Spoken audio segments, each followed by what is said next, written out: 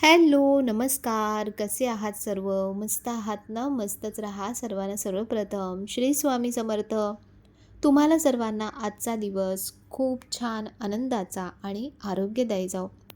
तर आता सध्या पावसाची अशी अधूनमधून एंट्री होते आणि असतो रिमझिम थोडासा पाऊस चालू. तर म्हणून झाडांना खूप असं पूर्ण पाणी रोज-रोज घालत नाही. एक दिवस गॅप करून वगैरे असं घालते आणि छान फुलं आलेत आणि हे गुलाब तर बघा किती सुंदर आलं आहे ना. अगदी गोड असं हे गुलाब आलं आहे मस्त.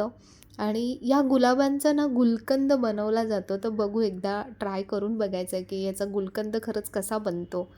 आणि आपले झाड असे छान चाललेत, वाढतायत मस्त. आणि आज ना माझ्याकडे ज्या ताई कामाला येतात तर त्या आल्या नव्हत्या. म्हणजे त्यांचं काहीतरी काम होतं, तर म्हणून त्या आज येणार नव्हत्या. तर मग आज सगळं काम मलाच एकटीला करायचं आहे. तर म्हणून आजचा माझा जो कामाचा म्हणजे रुटीन आहे किंवा काय काय कामं करते, तर ते मी आज तुमच्यासोबत शेअर करेन. आणि पुढे मी तुम्हाला सांगेन की माझा रोजचा रुटीन कामांचा खरंच कसा असतो. कारण बरेच ताई विचारतात की तुझा रुटीन कसा आहे, सकाळपासूनचा रुटीन कसा आहे. तर जे अगदी खरं प्रामाणिक असं जे आहे ना, ते मी तुमच्यासोबत आज शेअर करणार आहे. जे कदाचितच कोणी शेअर करत असतील असं मला वाटतं. तर ते नक्की तुम्ही पुढे व्हिडिओमध्ये बघा.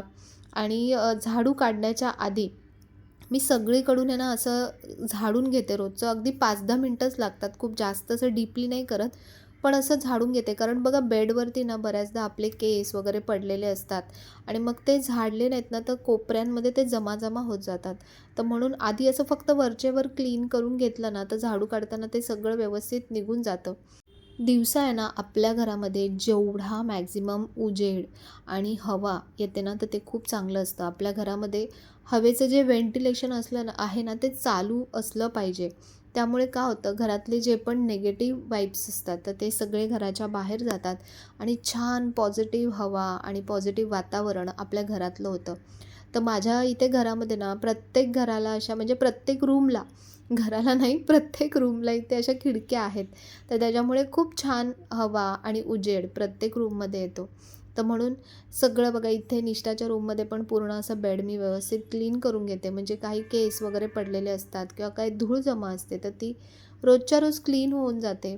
इथे पण आपण मागे बघा हेडबोर्डला आपण टेकून बसतो. मग तिथे पण कधी-कधी आपले केस चिटकतात किंवा धूळ असते. मग ती पण आपल्याला कधी-कधी मागे असं बसलो पटकन टेकून तर लागू शकते. तर म्हणून ते पण वरचेवर असं छान क्लीन करून घेते. आणि तुम्हाला सांगू दिवसाच्या सुरुवातीलाच तुम्ही तुमचं जर घर असं व्यवस्थित सेट करून ठेवलंत आणि समजा लहान मुलं अशी घरात नसतील, तर तुमचं घर दिवसभर तसंच छान फ्रेश आणि नीटनेटकं राहतं. म्हणजे कोणीही जरी अचानक जरी आलं गेलं ना, तरी आपलं घर व्यवस्थित लावलेलं राहतं. समजा जिथे लहान मुलं आहेत तिथे तर काही ऑप्शन नाही आहे. म्हणजे मुलं काहीच कुठलं धडाचं व्यवस्थित ठेवत नाही.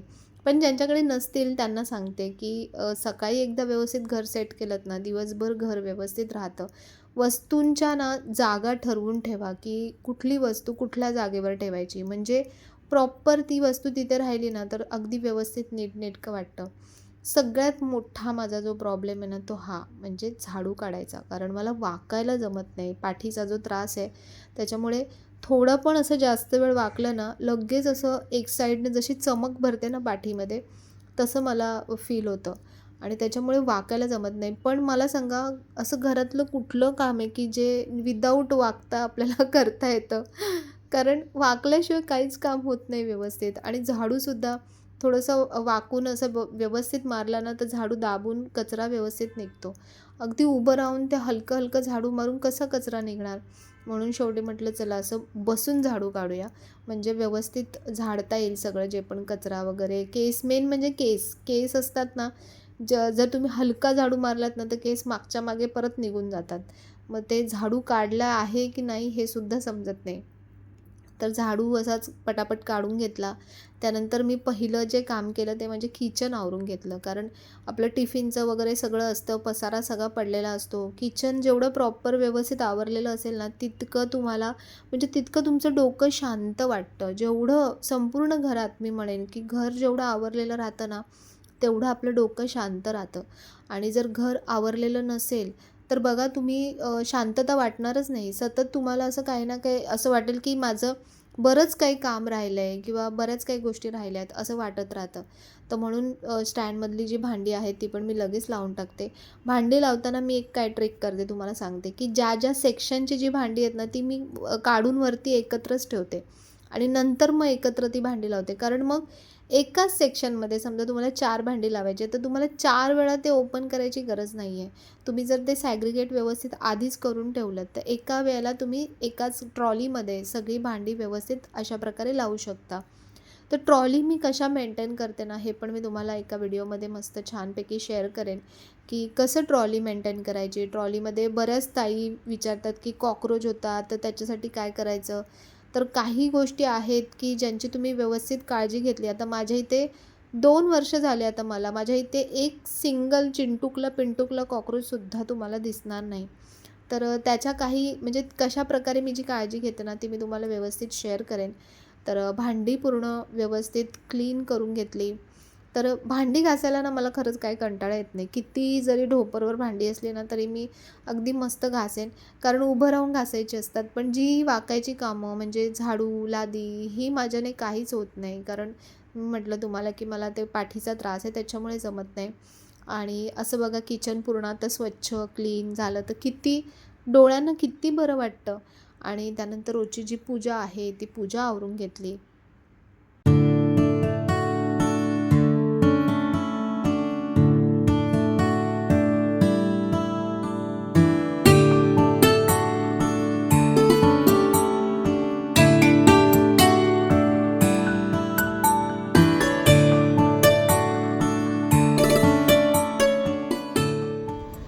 तर जस्ट आता कामं संपवून बसलेली आहे आणि ब्रेक घेतला आहे थोडासा. मस्त ओट्स बनवलेत. आज आहे ना मी मुद्दामून ओट्समध्ये 1 चम्मच थोडीशी साखर टाकून बघितली. म्हटलं कसं लागतं आहे बघू एकदा खाऊन. कारण मग असं आपण मुलांना वगैरे देऊ शकतो. आता मी तर विदाऊट शुगरच घेते नेहमी. पण म्हटलं बघू साखर टाकून कसं लागतं आहे. मी जी व्हाईट साखर आहे ना ती मी वापरत नाही. ब्राऊन शुगर वापरते. चहामध्ये सुद्धा ब्राऊन शुगर वापरते. कारण त्याच्यामध्ये काय म्हणतात फरक म्हणजे ती शेवटी साखरच आहे. पण फरक काय असतो की ब्राऊन शुगर बनवताना म्हणजे साखरेमधून ऊसाच्या मळीमधून जी काकवी काढली जाते ना, तर ती काकवी काढली नाही जात आणि डायरेक्ट साखर बनवतात. म्हणजे त्यातले जे गुणधर्म असतात तर ते आपल्याला मिळतात. आणि जी व्हाईट शुगर बनते ना, तर त्याच्यामध्ये सगळं काढलं जातं आणि फक्त चोथा असतो आणि त्याच्यामध्ये आणखीन सल्फर घातलं जातं आणि मग ते आपल्या शरीरासाठी खूप हानिकारक असतं. तर म्हणून मी ब्राऊन शुगर वापरते. थोडीशी महाग पडते आपल्या नॉर्मल साखरेपेक्षा, पण ठीक आहे ना, आपल्या हेल्थसाठी आपण जर एवढ्या सगळ्या गोष्टी करतो आहे, तर हे थोडंसं करायला काही हरकत नाही. आपण काही एवढी साखर खाणार नाही आहे. कधी काही खीर वगैरे असं बनवली ना, मग तेव्हा मी ती थोडीशी व्हाईट साखर वापरते. त्याच्यामध्ये जास्त प्रमाणात लागते ना, मग तेव्हा मी ब्राऊन नाही वापरत. थोडंसं असं गुळासारखंच होतं त्याचं टेक्स्चर ब्राऊन शुगरचं. तर आज हे थोडंसं थंड होऊ द्या. बघा ओट्स बनवले तसे घट्ट थोडेसे बनवलेत. आता मी रोल्ड ओट्स मागवलेत. पहिले साधे ओट्स होते म्हणजे ते प्रोसेस्ड ओट्स होते. पण आता रोल्ड ओट्स मागवलेत आणि रोल्ड ओट्स जास्त चांगले असतात. पण ते थोडेसे भिजायला थोडासा वेळ लागतो त्याला. तर आता सगळं आवरलं. आज ताई नाही आल्या कामवाल्या, म्हणजे ज्या माझ्याकडे ताई येतात कामाला तर त्या नाही आल्या. त्यांना बाहेर जायचं होतं थोडंसं आणि मग म्हटलं चला आपण पटपट आवरून घेऊ. जेवणाचं तर सकाळीच होऊन जातं कारण टिफिनला असतंच चपाती भाजी. तर मग मी आज सकाळीच जास्तीचं करून घेतलं की नंतर दुपारला परत डबल टिबल कामं नको. आणि मग मस्त झाडू काढून घेतला, लादी आवरून घेतली, कपडे मशीनला लावून टाकले आणि एक साईडला मगाशी बघितलं की भांडी आवरून घेतली. मग मॅक्सी चेंज केली कारण सगळं असं चिकचिक होऊन जातं आणि ओलं होऊन जातं. मग मॅक्सी चेंज केली. तर बऱ्याच ताई मला म्हणतात की ताई तू तुझं रुटीन शेअर कर. तर एक मी तुम्हाला खूप प्रामाणिकपणे सांगते की माझं ना असं फिक्स असा रुटीन काहीच नाही आहे. खरंच सांगते. तुम्हाला कोणाला आश्चर्य वाटेल, पण असं गरजेचं नाही आहे ना, की म्हणजे आम बऱ्याचदा असं का होतं की लोकं रुटीन नसतो तो पण रुटीन दाखवतात. म्हणजे फक्त मोबाईलवर किंवा यूट्यूबवर दाखवण्यासाठी. आणि मग ते बघून इतर बायका काय होतात, त्यांना असं वाटतं, अरे ह्यांचं इतकं सगळं सेट आहे, ह्यांचं इतकं सगळं प्लॅन असतं, म्हणूनच हे इतकं सगळं चांगलं करू शकतात. असं काहीही नसतं. तुम्हाला सांगू, बऱ्याचदा असेलसुद्धा, पण 90-80% मी तुम्हाला सांगते की असं काहीच नसतं. कारण शूट करण्यामध्ये, रोजची कामं आवरण्यामध्ये इतका वेळ जातो ना, की कधी-कधी मग सगळं मिक्सअप होतं. कधी काही कोणी अचानक पाहुणे येतात, कधी काय फोन येतो किंवा बऱ्याच काही गोष्टी असतात. कधी आपली तब्येत ठीक नसते, कधी मुलांचं काय असतं. तर घर म्हटल्यानंतर हजार गोष्टी असतात. तर त्याच्यामुळे ज्यांचा असेल, ज्यांचं प्लॅन्ड असेल त्यांचं एकदम वेल अँड गुड मी म्हणेन. पण मग ते लोकं काय असतं माहिती आहे का, ज्यांचं असं खूप टाईम टू टाईम किंवा असं प्लॅन असतं ना, तर त्यांच्या डोक्यात सतत एक किडा फिरत असतो. म्हणजे त्याला काय म्हणतात, ओ सी डी सारखं. म्हणजे की ह्या टायमिंगमध्ये आपलं हे झालंच पाहिजे, हे आता असं झालंच पाहिजे, आता तसं झालंच पाहिजे. आणि मग ते नाही झालं ना त्या वेळेला, की मग त्यांना कधी कधी खूप टेन्शन येऊन जातं, स्ट्रेस घेतात. असं होऊ शकतं, असं मी सांगते तुम्हाला. पण आपल्याच घरातली कामं करायची आहेत. फक्त हे ठेवायचं, एक डिसिप्लिन ठेवायची, की बाबा ह्या टायमिंगपर्यंत माझी एवढी कामं झाली पाहिजेत बस. मग ती तुम्ही कुठल्याही सिक्वेन्सने करा किंवा तुम्ही कशाही पद्धतीने करा, पण तुम्ही एक टायमिंग ठेवा, की ह्या टायमिंगपर्यंत माझं सगळं आवरलं पाहिजे. नाही तर काय होतं, मग कधी कधी आपण खूपच आळशी होतो, म्हणजे अगदी रटाळ मग खेचत राहतो, की दिवसभर चाललं आहे. तसं नको. एक टायमिंग असू द्या, की 12 वाजेपर्यंत, 1 वाजेपर्यंत मॅक्झिमम. आता घरात कोणाच्या माणसं जास्त असतात किंवा काय, तर त्याच्यानुसार कामं पण जास्त असतात. पण तरी आपण थोडंसं प्लॅनिंग केलं ना व्यवस्थित, की हां, हे मशीनला कपडे लावले तोपर्यंत माझी भांडी होऊन जातात, तोपर्यंत माझं झाडूलादी होऊन जातं. किंवा तुमच्याकडे कोणी हेल्पिंग असेल तर मग त्यांचं काम होईपर्यंत तुम्ही बाकीची कामं आवरून घेऊ शकता. तर असं थोडंसं आपण प्लॅनिंग करायचं. पण असं नाही आहे की हां, 7 ते 8मध्ये माझं एवढं झालं पाहिजे, 8 ते 9मध्ये मी हेच करते, मग 9 ते 10मध्ये मी हेच करते. मी खरं सांगते, माझं असं कधीच प्लॅन होत नाही.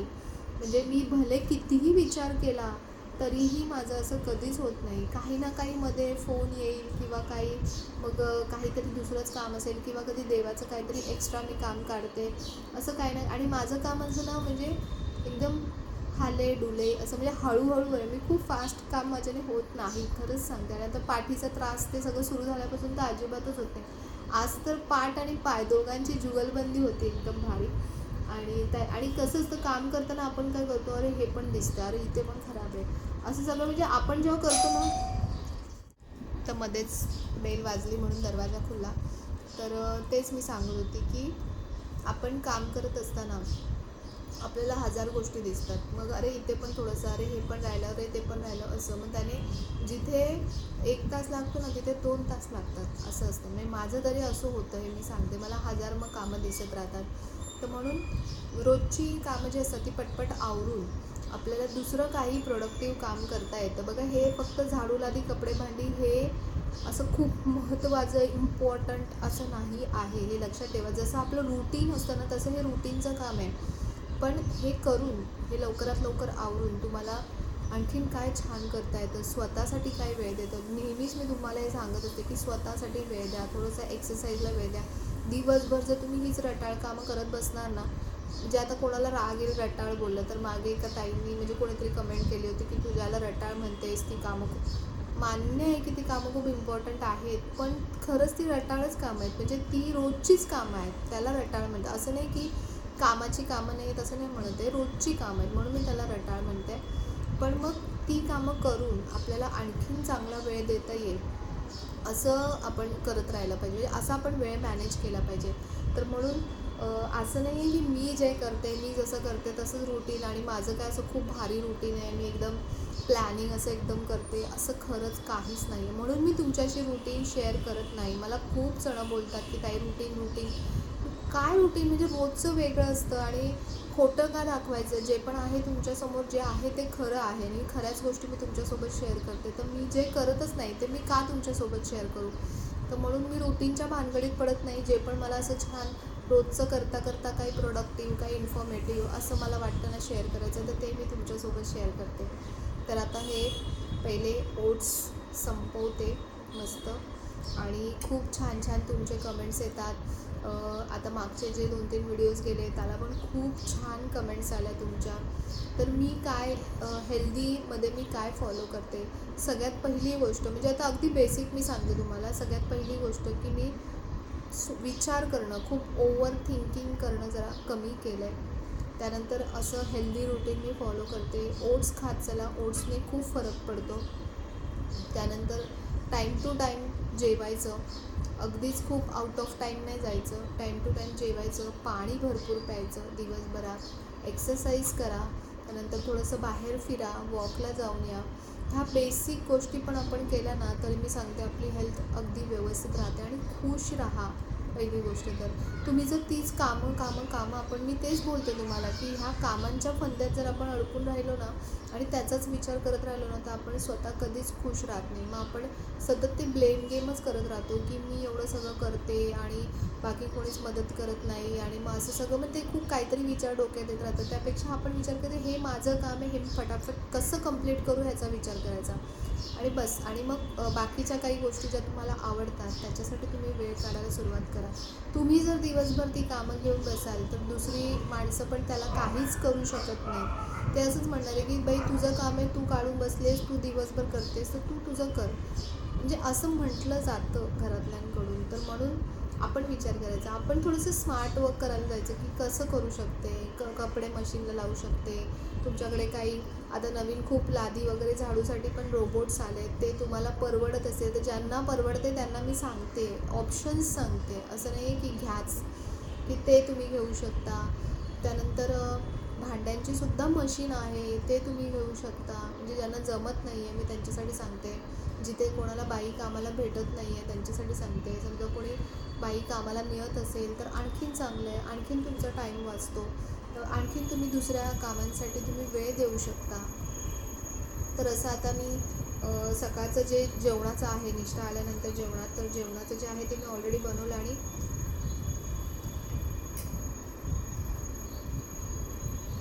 मी थोडीशी साखर टाकली होती, पण छान लागतं.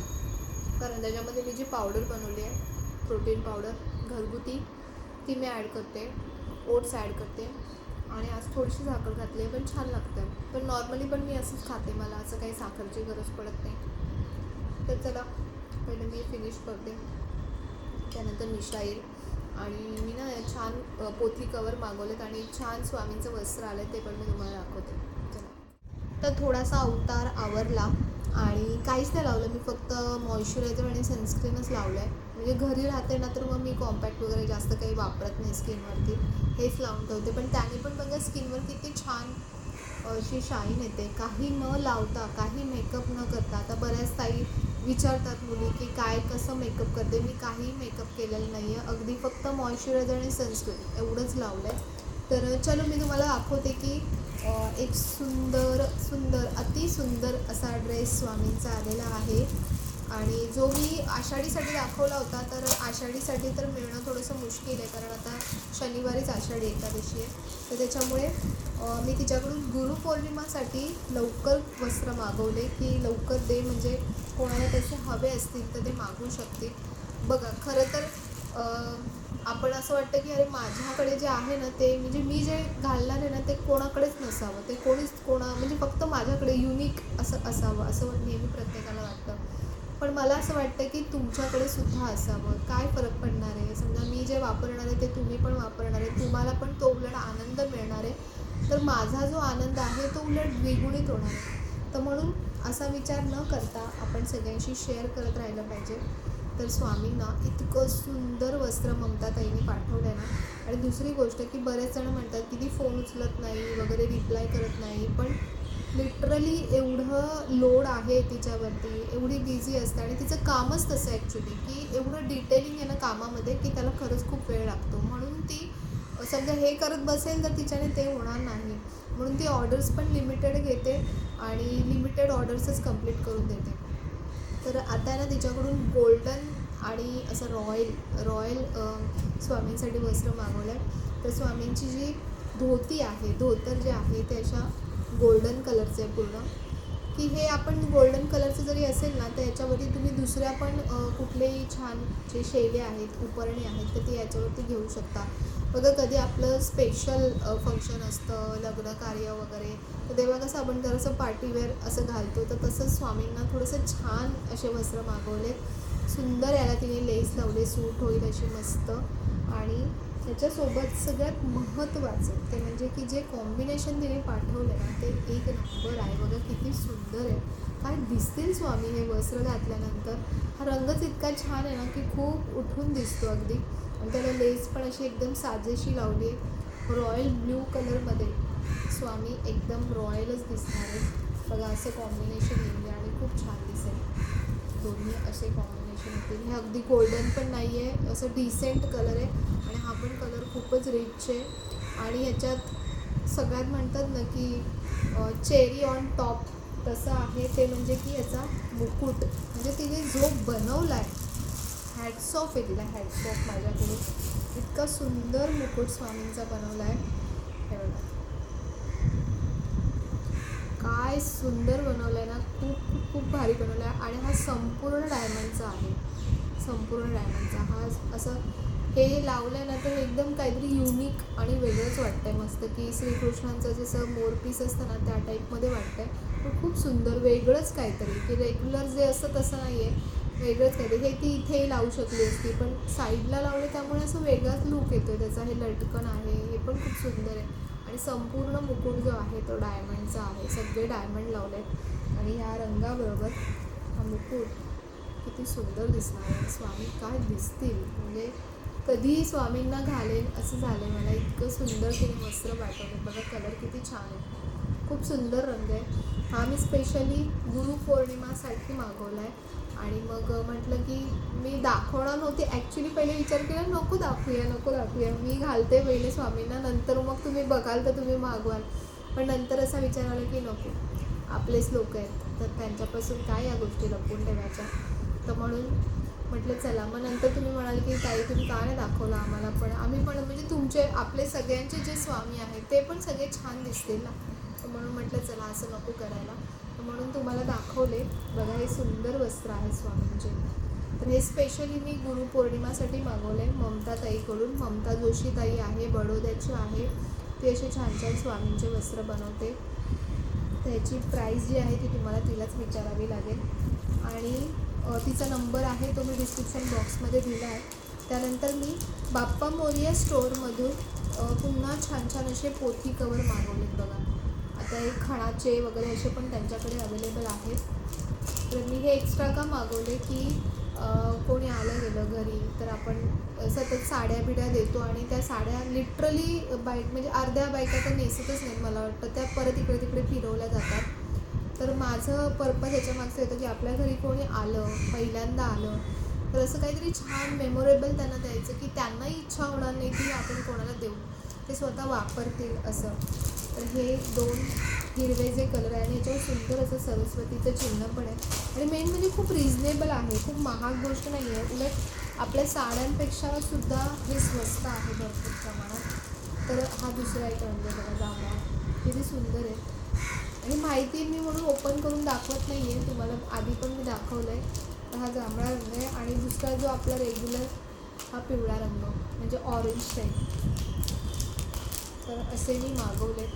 आणि यातले 1-2 जे आपले माझी छोटी पुस्तकं वगैरे आहेत, छोटे ग्रंथ आहेत, तर ते मी याच्यामध्ये ठेवणार आहे. म्हणजे तुम्हाला तुमचं देवघरसुद्धा असं छान ऑर्गनाईज करून ठेवायचं असेल आणि वेगवेगळे तुमच्याकडे ग्रंथ असतील जे आपल्याला असेच ठेवायचे नाही आहेत, तर तुम्ही असे हे पोथी कवर मागवून ह्याच्यामध्ये सुद्धा तुम्ही सॅग्रिगेट करू शकता. देवींची पुस्तकं वेगळी ठेवू शकता, स्वामींची जी वाचायची पुस्तकं आहे ती वेगळी ठेवू शकता, काही स्पेशल ग्रंथ असतील ते वेगळे ठेवू शकता, आपला गुरुचरित्र जो ग्रंथ आहे तो तुम्ही वेगळ्या ह्याच्यामध्ये ठेवू शकता. तर असं ह्याचा खूप वेगवेगळ्या प्रकारे तुम्ही वापर करू शकता. मी तर हे सध्या देण्यासाठी म्हणजे 1-2 मी माझ्या ह्याच्यामध्ये वापरणार आहे देवघरामध्ये आणि बाकीचे मी ठेवणार आहे की कोणी आलं की त्यांना द्यायला किती सुंदर, किती छान वाटेल, किती आवडेल. बघा बायकांना अशा खूप काय काय वेगळ्या वस्तू अशा खूप आवडतात. जसं मी वास्तुशांती केली होती ना, वास्तुशांतीच्या वेळेला मी सगळ्यांना ते पंचपाळ दिलं होतं, जे हळदी कुंकूचं आहे ना. आणि मी ज्यांच्या त्यांच्या घरी जाऊन बघितलं ना, प्रत्येकाने ते वापरलं आहे, प्रत्येकाने. तर मग असं खूप चांगलं वाटतं की आपण अशी वस्तू द्यावी की समोरच्याला ती आयुष्यभर लक्षात राहील. तर जेव्हा जेव्हा ते पंचपाळ सगळे वापरतात, रेग्युलर वापरतातच, त्यांना तेव्हा तेव्हा आठवण येईल की ही वस्तू मला मेघाताईने दिली होती. तर असंच देताना ना नेहमी असंच काहीतरी छान द्या की समोरच्याला ते आवडेल, तो त्याचा वापर करेल आणि आपल्याला नेहमी लक्षात ठेवेल, आपली नेहमी आठवण काढेल. अशा प्रकारच्या वस्तू नेहमी द्यायच्या. तर असं आजचं छान छान मी रुटीन तुमच्यासोबत शेअर केलं, तुम्हाला काही काही छान छान गोष्टी दाखवल्या. हे ममताताईकडून मागवलं आहे आणि हे बाप्पा मोरयामधून मागवलं आहे. तर दोघांचे पण नंबर, ममताताईचा नंबर आणि बाप्पा मोरया स्टोअरचा ॲड्रेस वगैरे डिस्क्रिप्शनमध्ये दिला आहे. आणि हवं असेल तुम्हाला तर तुम्ही नक्की ऑर्डर करू शकता. आणि स्वामींचा ड्रेस तर म्हणजे हवा असेल तर तुम्ही त्याला विचारा, आत्तापासून मागवा, कारण मग गुरुपौर्णिमापर्यंत तुम्हालाही हवं असेल तर मिळून जाईल. ते सगळ्यांचे स्वामी सेम सेम छान छान दिसतील. आणि गुरुपौर्णिमेचं ना तुम्ही स्वामींना कसं छान सजवाल तर त्याचे फोटोज नक्की मला शेअर करा इंस्टाग्रामवरती वगैरे. मला पण बघायला आवडेल की तुम्ही स्वामींना कसं छान सजवताय, कसं छान पूजा करताय. ते पण मला पण बघायला आवडेल. मी नक्की तुमच्या प्रत्येक याच्यावरती मी नक्की रिप्लाय करेन. आणि असं आजचं रुटीन आहे. आणि आजचं असं खूप लेंदी रुटीन होतं, थोडंसं माझा वेळ थोडा जास्त गेला, त्याच्यामुळे बाकीच्या बऱ्याचशा छोट्या मोठ्या गोष्टी काही शेअर करता नाही आल्या. पण असंच काही काही छान छान मी नेहमी तुमच्यासोबत शेअर करेन. आणि एक गोष्ट याच्यामध्ये मला तुम्हाला सांगायची होती की बघा, असं कधी कधी प्रत्येक दिवस हा आपला सारखा नसतो. रोज आपल्याला काही ना काही वेगवेगळ्या गोष्टी असतात, नवीन नवीन काही गोष्टी असतात. तसं आज ताई नाही आल्या तर अचानक असं आपण इतकं पण कोणावरती डिपेंड पण नाही राहिलं पाहिजे. म्हणजे आपल्या घरात जरी कोणी कामाला जरी आलं तरी आपण त्यांच्यावर इतकं डिपेंड नाही राहिलं पाहिजे की ते नाही आले तर आपले कामच होणार नाही. असं नाही, आपलं माइंडसेट तसं आपण सेट केलं पाहिजे की ठीक आहे, त्या पण व्यक्तीच आहेत, त्यांना पण काही ना काही कामं असू शकतात, त्यांचे पण काही एमर्जन्सी कामं असू शकतात. त्यांना कधी तब्येत खराब झाली किंवा कुठे जायचं असेल तर मग असं नाही आहे ना की त्या रोजच आल्याच पाहिजेत, येणारच आहेत. तर म्हणून आपण पण आपला माइंडसेट, आपली फिजिकल स्ट्रेंथ तशी थोडी ठेवली पाहिजे की बाबा मला हे आवडता आलं पाहिजे, मला हे करता आलं पाहिजे. तर असं डोक्यात ठेवायचं. आणि त्यामुळे मग आपण कसं कितीही काही गोष्टी झाल्या तरी आपण माइंडने असं फ्री राहतो. म्हणजे नाही आले कामवाले किंवा नाही गोष्टी झाल्या तर मग असं चिडचिड होत नाही आपली. आपण आधीच प्रिपेअर राहतो की चला नाही आलं ना ठीक आहे, मला माझं काम आवडायचं आहे, मला माझं फटाफट कंप्लीट करायचं आहे. असा माइंडसेट ठेवा, असा पॉझिटिव्ह ॲटिट्यूड ठेवा, पॉझिटिव्ह माइंडसेट ठेवा. म्हणजे तुमची जी चिडचिड आहे ना ती बऱ्या प्रमाणामध्ये कमी होते. तर या थॉटवरती चला, आजचा व्हिडिओ आवडला असेल तर व्हिडिओला नेहमीप्रमाणे लाईक, शेअर, सबस्क्राईब आणि हाईप नक्की करा. आणि कमेंट पण छान छान करा. आणि पुन्हा भेटूया आपण अशा छानशा व्हिडिओमध्ये. तोपर्यंत सर्वांना बाय आणि सर्वांना श्री स्वामी समर्थ.